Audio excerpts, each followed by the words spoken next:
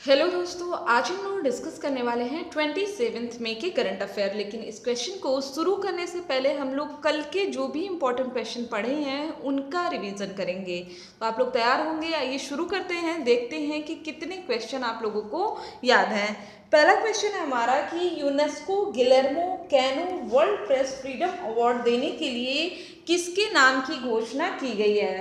तो यहाँ पे जेनिथ बेडोया लीमा नाम की घोषणा की गई है, जो कि एक पत्रकार हैं और इनको यह अवार्ड दिया जा रहा है। ठीक, प्रेस फ्रीडम की बात आई है तो याद रखिएगा मई महीने में ही 3 मई को विश्व प्रेस फ्रीडम दिवस के रूप में मनाया जा रहा है। और इसके साथ साथ अगर वर्तमान में जो रैंकिंग आई है इसमें प्रेस फ्रीडम इंडेक्स में भारत कौन से स्थान पे है? 142 स्थान पे भारत है। दूसरा क्वेश्चन है हमारा कि यूपी के मुख्यमंत्री आदित्यनाथ ने प्रवासी कामगारों को रोजगार देने के लिए कौन सा आयोग बनाने की घोषणा किया है? देखिए, जैसा कि आप सभी लोग जानते हैं कि बहुत से प्रवासी मजदूर जो कि मुंबई, दिल्ली या फिर अदर जगह जाके काम करते थे, कोविड-19 की वजह से पूरा लॉकडाउन हुआ और अभी वो वापस आ रहे हैं। वापस आने के बाद क्योंकि ऐसा थोड़ी है कि यूपी में इससे पहले मजदूर नहीं थे, अब इतनी ज़्यादा संख्या हो गई है कि लोगों को छांट के रोजगार देना बहुत जरूरी हो गया है।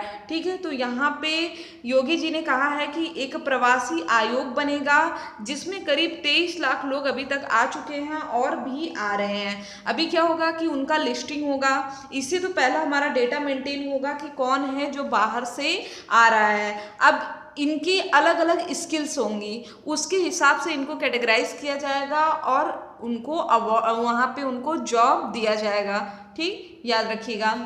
थर्ड है हमारा, विश्व बैंक ने किसे दक्षिण एशिया में जलवायु परिवर्तन और आपदा प्रबंधन की जिम्मेदारी सौंपी है? तो इनका नाम क्या है? आभास झा। याद कैसे करेंगे? होता है ना, कभी कभी लगता है मौसम देख के हम लोग बता देते हैं कि अच्छा तूफान आने वाला है, बारिश होने वाली है, तो उसी से याद कर लीजिए ट्रिक से कि दक्षिण एशिया में जलवायु परिवर्तन और आपदा प्रबंधन की जिम्मेदारी किसके पास है? आभास झा के पास है। ठीक, याद रखिएगा।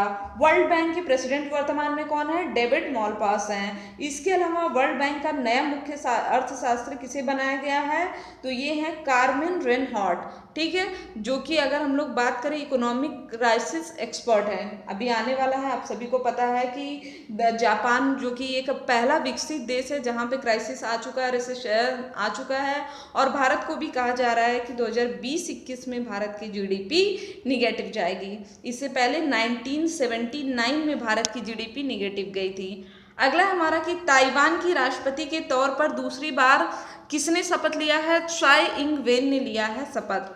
फिर हमारा, हाल ही में यूएसए ने हाई एनर्जी लेजर हथियार तैयार किया है और इसका परीक्षण भी कर लिया प्रशांत महासागर में सफलतापूर्वक। इसमें क्या है कि किसी भी मतलब जो भी बोट है वहाँ से अगर कोई भी जैसे ड्रोन वगैरह उड़ रहा है तो लेजर के माध्यम से इसको टारगेट सेट करना, बस दूरी मैटर नहीं करती है, टारगेट सेट कर देना है और उसके बाद क्या होगा?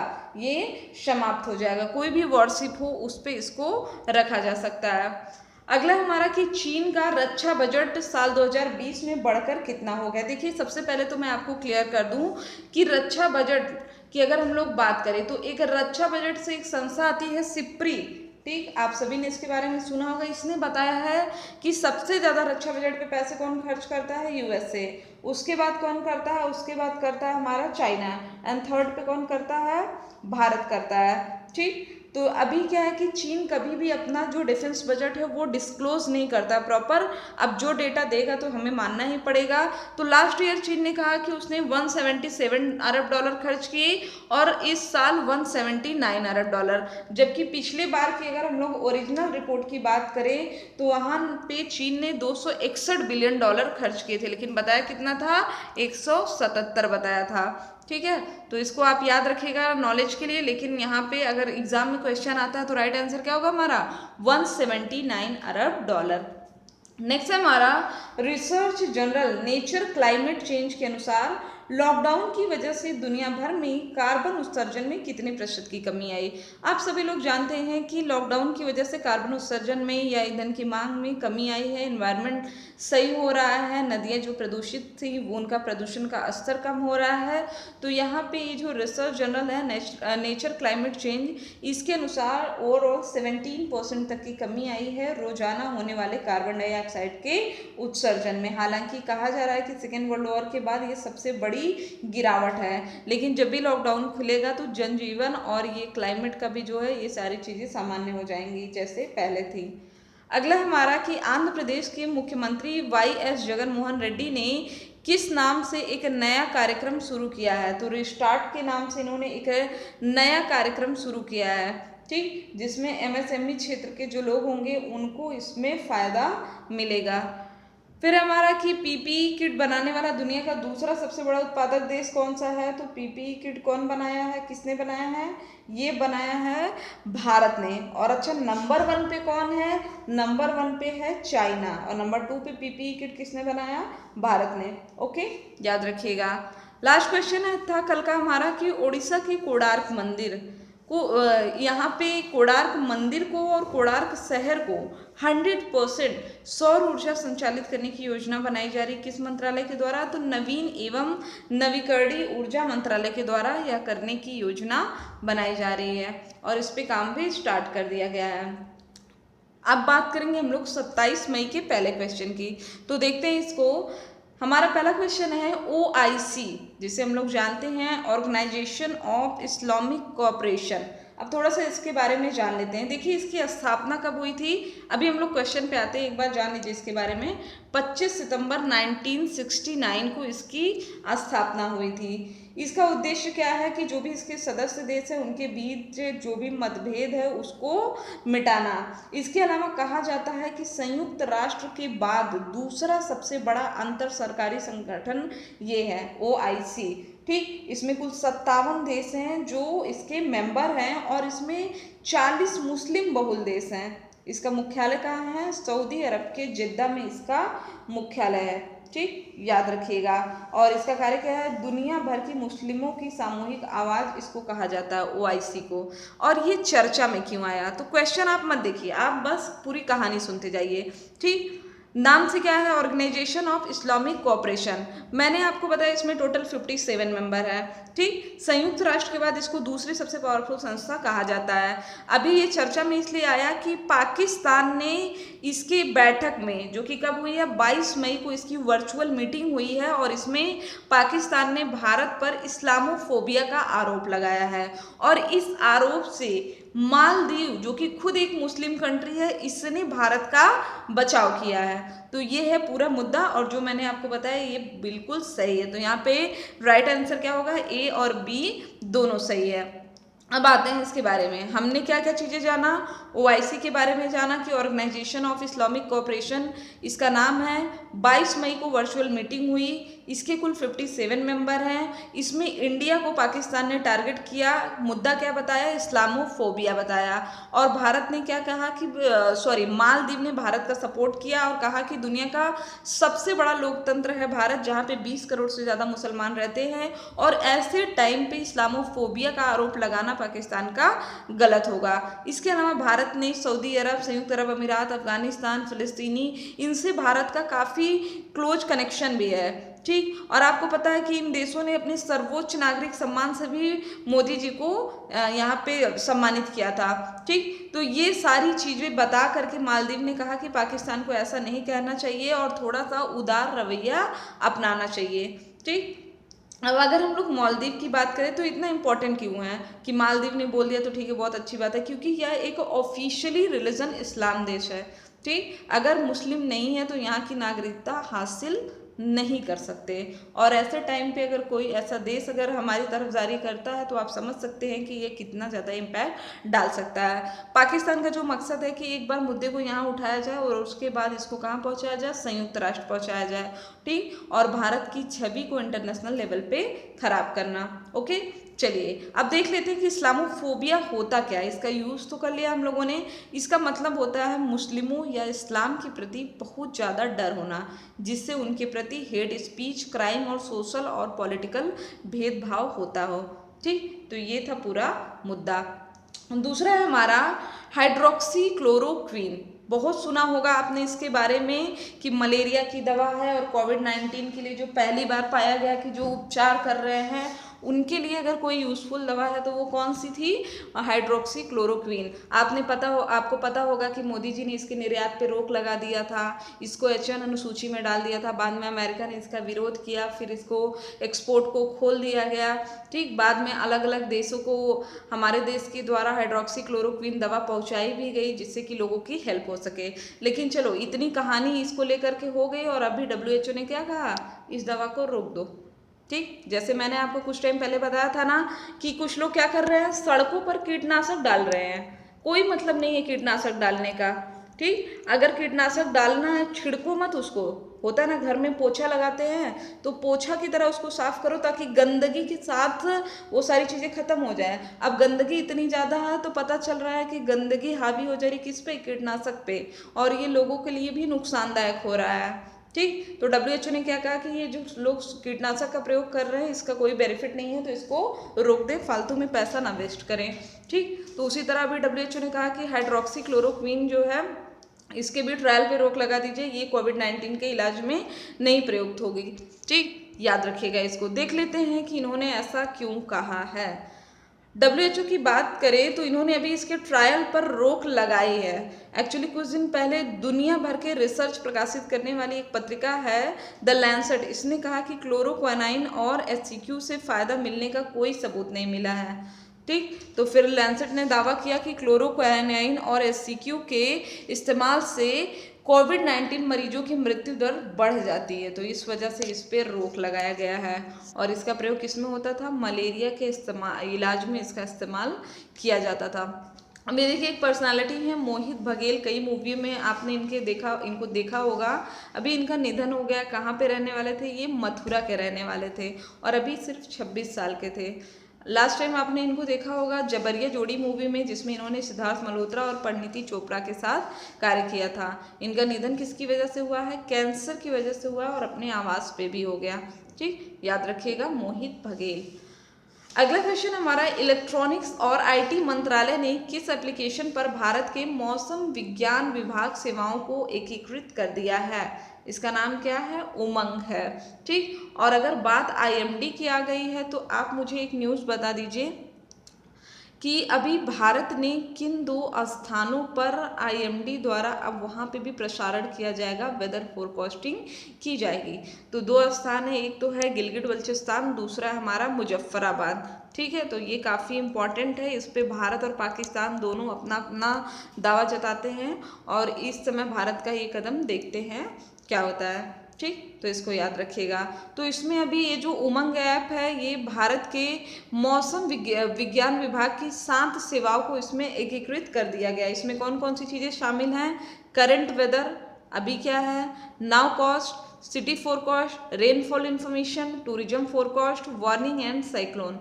तो इन सेवाओं को ऐड किया गया है इसमें। और अगर उमंग की बात करें तो इसका फुल फॉर्म क्या है? Unified mobile application for new age governance, जिसको भारत सरकार द्वारा 2017 में लॉन्च किया गया था। चलिए नेक्स्ट है हमारा private equity major KKR and company ने जियो प्लेटफॉर्म में 2.32% की हिस्सेदारी खरीदी है।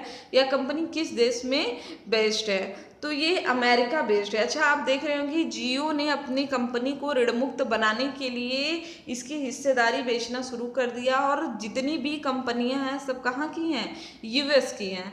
ठीक, फेसबुक ने लिया, सिल्वर लेक ने किया, विस्टा इक्विटी फर्म ने किया, जनरल अटलांटिक ने किया और ये 5वां पार्टनर है जिसने 11,367 करोड़ रुपए के साथ 2.32% की हिस्सेदारी का अधिग्रहण किया है। ठीक, याद रखिएगा।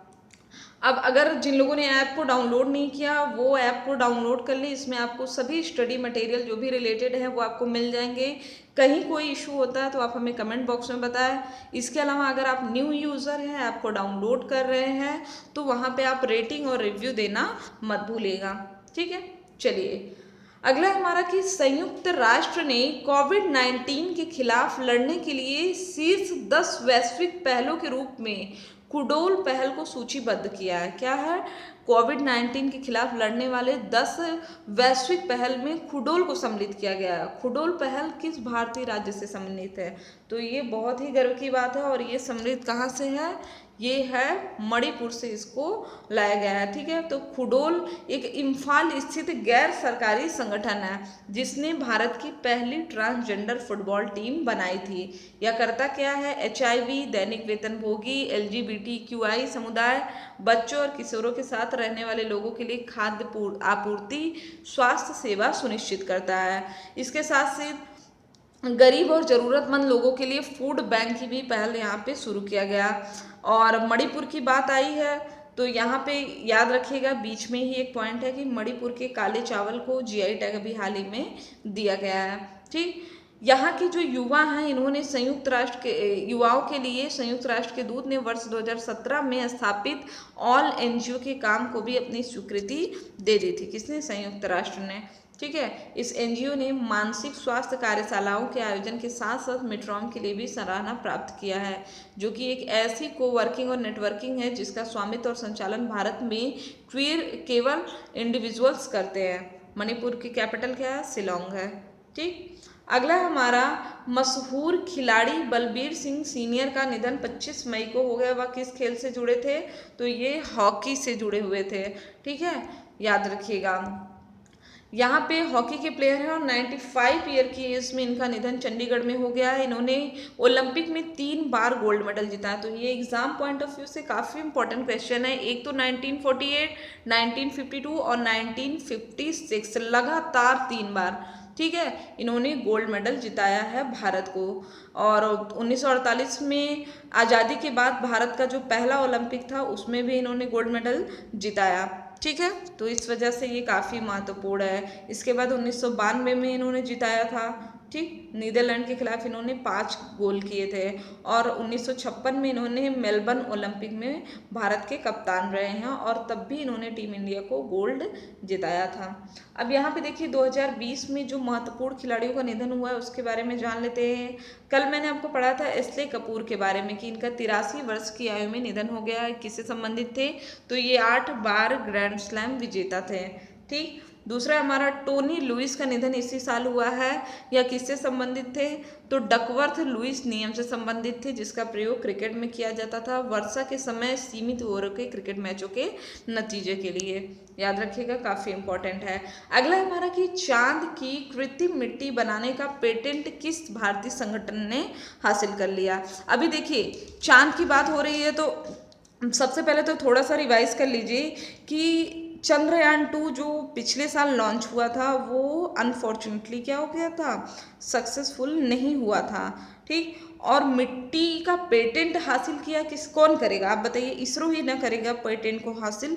लेकिन बात ये आती है कि मिट्टी बनाने की ज़रूरत क्या है? देखिए होता क्या है ना कि जब भी अगर आप मूवी वगैरह देखते होंगे कि किसी को स्पेस में भेजा जाता है तो उनको वो एटमॉस्फियर दिया जाता है कि जो स्पेस में है ताकि लोग वहाँ पे जाके सस्टेन, क्योंकि हमारी बॉडी को हैबिचुअल नहीं है।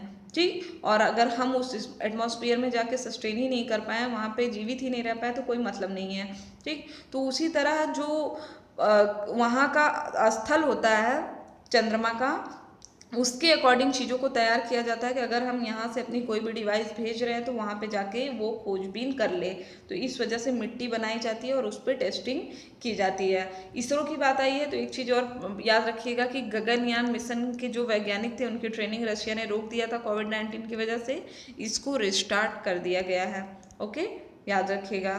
ठीक है, तो यहाँ पे आप देखिए लिखा है कि पृथ्वी की सतह और चंद्रमा की सतह में बहुत ही ज़्यादा अंतर होता है। इस वजह से रोवर और लैंडर के परीक्षण के लिए आर्टिफिशियल सॉइल की ज़रूरत होती है। इसरो ने खुद ही इसको तैयार किया क्योंकि आमतौर पर हम इसको अमेरिका से इंपोर्ट करते थे और यह 1000 रुपये किलो मिलता था और करीब 60 से 70 टन मिट्टी की ज़रूरत पड़ती थी। तो अब होता क्या था कि एक छोटी सी चीज़ के लिए भारत को करोड़ों रुपए पे करना पड़ता था। ठीक है, तो अभी क्या है कि इसरो में इस मिट्टी को बना लिया गया है। ठीक है। तो तमिलनाडु में सेलम के पास दो गांव है, सीतम पोंडी और कुन्नामलाई में एथरोसाइट की चट्टानें हैं जिनसे चंद्रमा की मिट्टी की बनाई जा सकती है। इस पेटेंट का एप्लीकेशन 5 साल पहले डाला गया था और अब यह फाइनली पेटेंट होकर इसरो को मिल चुका है। ठीक। अगला है हमारा विश्व कछुआ दिवस कब मनाया जाता है। तो 23 मई को याद रखिएगा। कछुए की एक प्रजाति ओलिव रिडले कछुआ, ठीक है, उड़ीसा में काफ़ी बहुत ही ज़्यादा फेमस है। ठीक है। तो इसका प्रयोग क्यों किया जाता है, 23 मई को कछुआ दिवस क्यों मनाया जाता है, कछुओं के संरक्षण और लुप्त होने के बारे में जागरूकता फैलाने के लिए।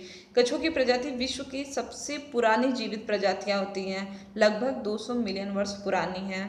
ठीक। ये प्रजातियां स्तनधारी चिड़िया, सांप, छिपकलियों से भी पहले धरती पे अस्तित्व में आ चुके थे और ये इतने लंबे समय तक इसलिए जी लेते हैं क्योंकि इनको एक सुरक्षा कवच जो मिला है वो काफ़ी हेल्पफुल होता है। इवन इनके आँख में रेटिना में असामान्य रूप से बड़ी संख्या में कोशिकाएं होने के कारण ये रात में भी देख सकते हैं या रंगों को देख सकते हैं, परावैंगनिक कीड़ों से लेकर के लाल रंगों तक को भी देख सकते हैं। ठीक। तो अमेरिकी कछुआ बचाओ ने विश्व कछुआ दिवस मनाने की शुरुआत कब किया था, 1990 में, और तब से हर साल ये मनाया जाता है।